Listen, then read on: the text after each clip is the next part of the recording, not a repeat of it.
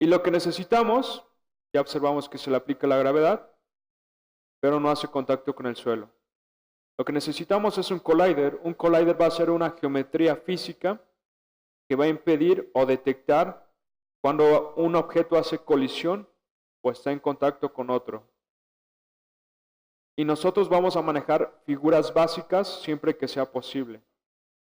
De igual forma, nos vamos a Add Component, la sección de Physics, y elegimos Box Collider. Van a observar en su editor que aparece un pequeño cubo de color verde. Ese cubo es la geometría que va a impedir que nuestro objeto atraviese otros. Sin embargo, no está cubriendo de forma total al auto. Lo que tenemos que hacer es modificarlo para que envuelva por completo al auto, y lo vamos a hacer de la siguiente forma. Con los parámetros en el componente de Box Collider de Center y Size, vamos a modificar eso. Y ahora sí, nos van a servir las vistas ortográficas para poder ver totalmente de lado el auto y modificar las dimensiones de la caja. Entonces, por ejemplo, en Z en Size, lo voy a aumentar. También lo voy a desplazar en Z. Y de tal forma que la caja embone completamente a las dimensiones, al contorno de mi auto. Si esto se les complica, estar modificando eje por eje, y les va el siguiente truco. Con activado el gizmo de desplazamiento, si yo dejo presionado Shift, van a observar que aparecen pequeños cuadros verdes al medio de cada eje. Eso nos va a permitir arrastrar sobre ese cuadro y desplazar la caja. De esa forma, yo puedo subir cada uno de los ejes para ajustar la caja, rotar la vista, por ejemplo aquí está muy angosto, o el arrastro sobre esos pequeños recuadros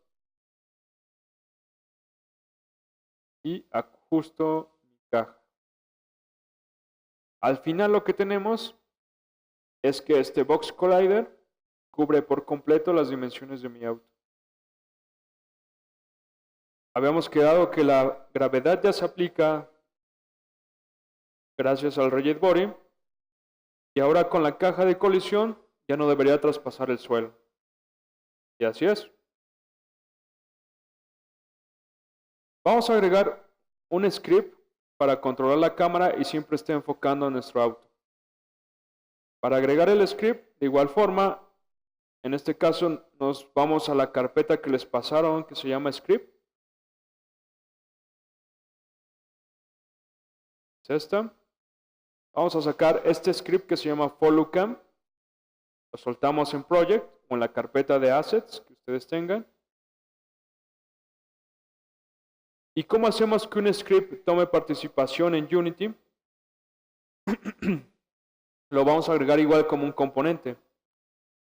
Los scripts al final se van a transformar en componentes para nuestros objetos. En este caso a Main Camera la vamos a seleccionar.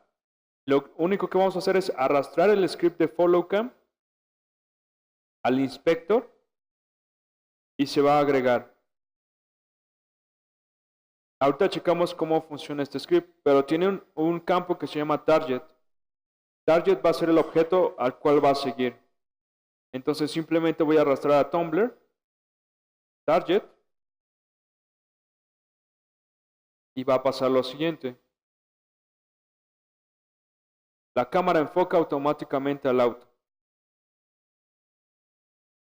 Mientras tratan de hacer eso, voy a explicar cómo funciona el scripting en Unity. Para programar, Unity maneja 3 lenguajes: C#, JavaScript y Vue. Vue es una alternativa o una alteración de lo que es Python. Sin embargo, de forma personal, lo que les recomiendo es utilizar C#, ya que tiene bastante respaldo con toda la documentación de .NET. Incluso si ustedes tienen un proyecto ya hecho en C# y tienen algunas DLLs, pueden trabajarlas para integrarlas en su juego. Unity maneja este IDE que se llama MonoDevelop para programar. Y si observamos la estructura de este script, lo que hace en una primera instancia es importar todas las librerías del engine de Unity para utilizarlas. Y eso lo hace con using Unity Engine. Posteriormente, integra algunas colecciones básicas del sistema.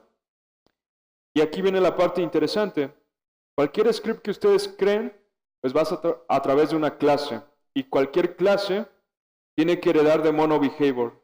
MonoBehavior es la clase base de todos los GameObjects de Unity, de todos sus objetos.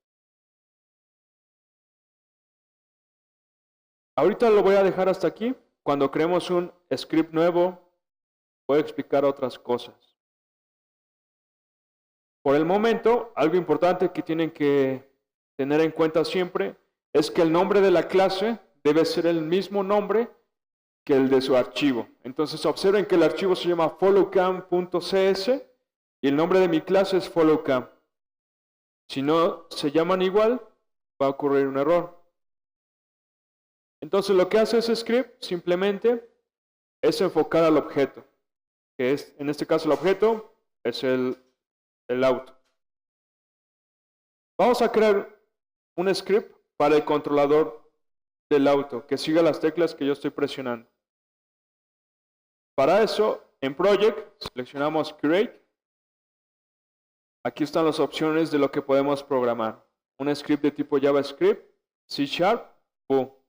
Sin embargo, hay otras dos opciones para crear shaders, que ese es un tema más avanzado, o Compute Shaders para aprovechar programación en paralelo, lo que es el CPU y el GPU. Por ahora vamos a elegir C# y de forma inmediata hay que darle un nombre. En este caso vamos a darle el nombre de Car Controller. Al darle doble clic me lo va a abrir en el editor. Y este es el template base que tiene Unity. ¿Ok? Voy a quitarlo. Voy a borrarlo. Entonces nuevamente en Project le damos Create, C# Script. Y vamos a darle un nombre. Yo le voy a dar el nombre de Car Controller.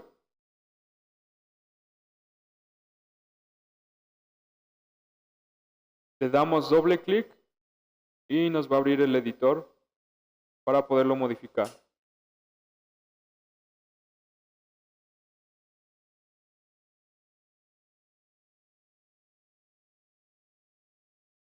Como les había mencionado, hace uso de todas las librerías que tiene Unity con Unity Engine. El nombre de la clase es el mismo que el nombre del archivo y hereda de MonoBehavior.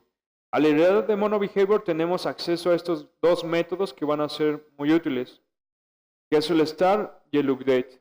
A diferencia de cualquier proyecto de software donde tenemos ya un flujo establecido, estos métodos se van a mandar a llamar en el flujo de nuestro juego. Como les decía, en un desarrollo de software convencional está la entrada, que podría ser el menú. El usuario le da clic a un botón, tú le das cierta opción, puede escribir cierto texto, continuar, en fin. Al final el flujo de toda la aplicación es controlable de acuerdo a lo que ingresa el usuario. Para un juego tiene una arquitectura especial que se conoce como el game loop o el ciclo de juego. Entonces, imagínense que tenemos un while infinito que siempre se está reproduciendo y lo que vamos a hacer ahí en ese while es actualizar todo lo que es la física, la lógica del juego y cualquier elemento que nosotros queramos manejar. Este método start, lo que hace Unity es mandar a llamar todos estos métodos de los scripts que existan. Y lo vamos a utilizar para inicializar variables. Por ejemplo, si yo tuviera una variable de tipo flotante que fuera la velocidad, y yo al inicio del juego la quiero inicializar en 10 unidades, pues lo tendría que hacer en este método. Y en el update yo podría actualizar ese desplazamiento de acuerdo al input o a la física. Vamos a programar este car controller de la siguiente forma.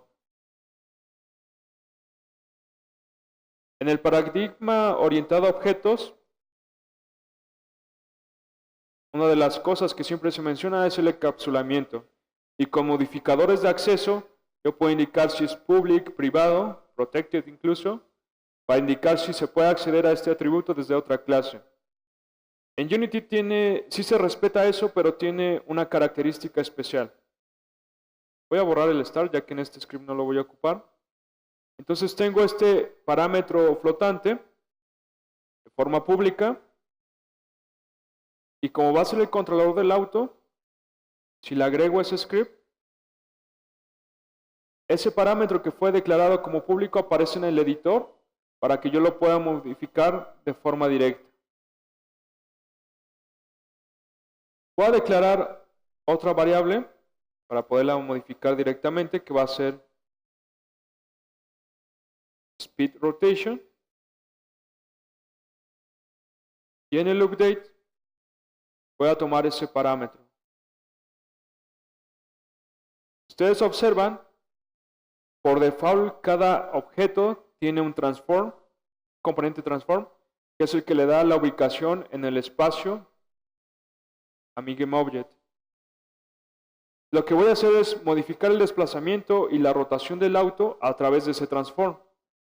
Para acceder a él mediante código, yo lo hago con transform.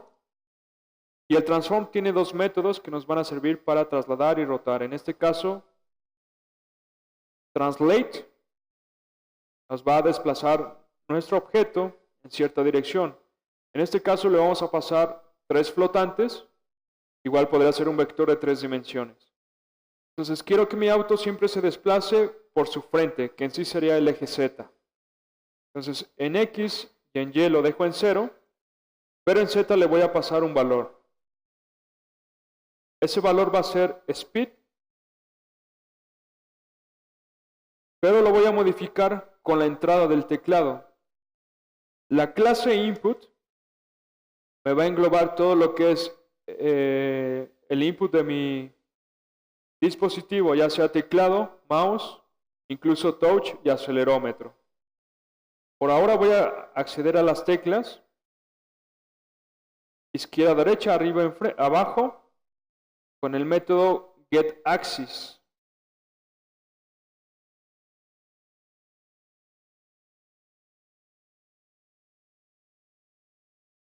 GetAxis me va a devolver un flotante que va de -1 a 1 y lo que me indica es qué tecla se está apretando. Para eso tengo que pasarle un string con el nombre del eje que quiero reconocer. En este caso el horizontal, que sería horizontal.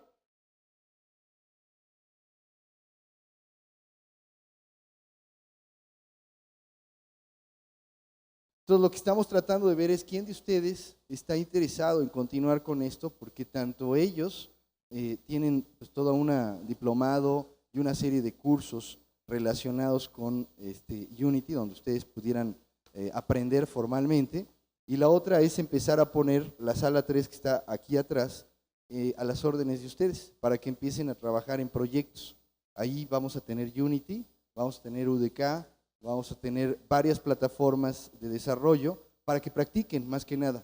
No hay, digamos, algo así como un maestro guiándolos, pero lo que tienen son los equipos. La idea es que se apoyen en Michael, su empresa, y los servicios que ellos dan, y puedan hacer sus proyectos incluso productivos aquí. Para poder hacer uso de esas máquinas ya vamos a poner, digamos, cuáles son los requerimientos, pero yo lo que les invito es que aprendan a manejar bien esta herramienta, y si les interesa, pues comuníquense conmigo a través de Yajaira o a través de Ana Solís, aquí en Tenmex Hub. Yo soy Alejandro Torres, y que les den mis datos para yo ponerme en contacto con ustedes. Si traen un proyecto que quieran hacer en esto, con gusto lo evaluamos y les damos acceso a que manejen estos equipos. ¿Sale? Bueno, muchas gracias. Sí. Quedamos que translate nos iba a desplazar nuestro objeto sobre un eje. En este caso yo le estoy pasando un valor solo en Z, que va a ser de acuerdo al factor de velocidad que yo le estoy indicando, por la lectura del eje horizontal. GetAxis horizontal al final es un tipo alias que va a mapear la lectura del teclado. Entonces imagínense que hay un eje horizontal que me indica si aprieto la tecla izquierda o derecha o ninguna. Si es -1, aprieto la tecla, perdón, estos están invertidos, es vertical, ya que quiero avanzar con las teclas hacia arriba y hacia abajo, que es horizontal, ya que voy a rotar con las teclas izquierda, derecha. Ahora sí. Entonces, hacia arriba es positivo, si no aprieto nada es 0, hacia abajo es negativo, y para rotar izquierda es negativa, derecha es positiva. Y por último lo multiplico por time, delta time. ¿Por qué hago esto?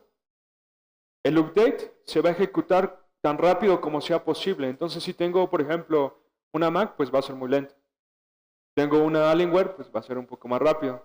¿Y eso en qué me va a afectar? Si estoy haciendo un juego de video, pues no puedo permitir que para ciertos jugadores esto avance más rápido o más lento.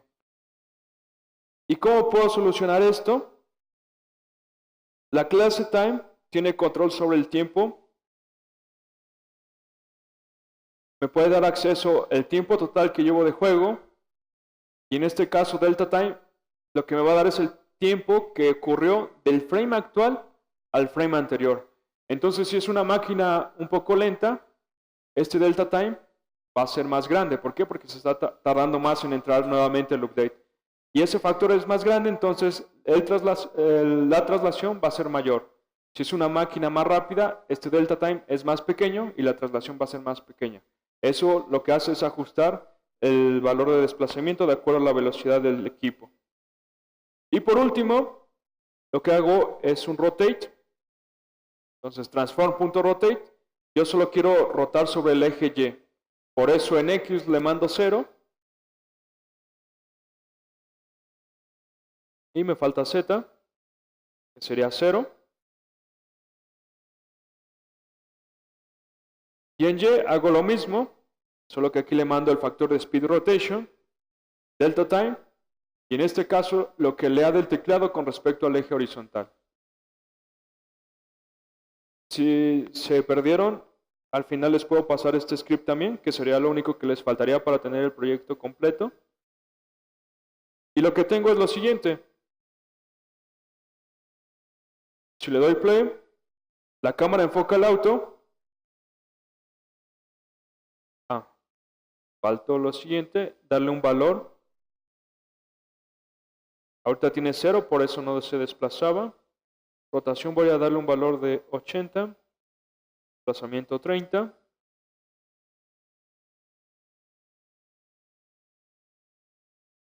Y ahora sí, mi auto se desplaza, la cámara lo sigue, desplaza y rota.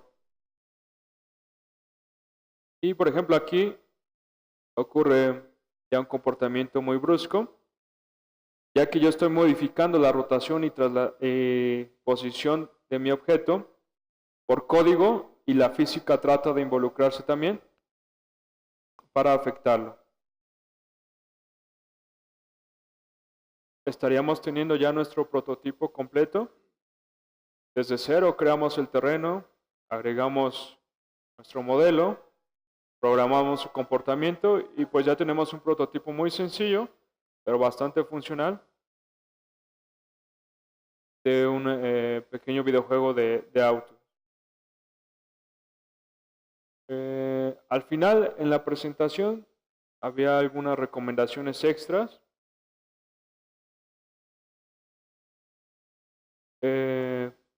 Por ejemplo, si ustedes quieren hacer ya videojuegos para móviles, ¿qué es lo que requieren? Igual, el manejo que hicimos hoy es totalmente idéntico, solo cambiaría algunas cuestiones de optimización. En cuestión de programación, pues en vez de manejar el teclado sería el touch y el acelerómetro. Por ejemplo, controlar este auto con lo que es el acelerómetro.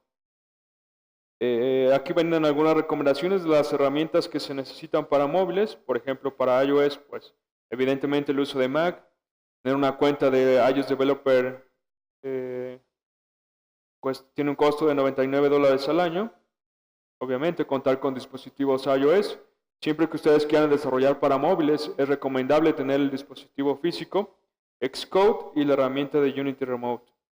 Y así para cada plataforma, con su correspondiente SDK, su correspondiente IDE y el dispositivo. Realmente la transición de una plataforma a otra es automática, directa, aunque si requieren cosas más especializadas, pues sería más hacer el desarrollo de plugins para acceder al SDK nativo de cada plataforma e integrarlo con su videojuego. Hasta el momento, pues terminaríamos con lo que sería esta pequeña conferencia taller.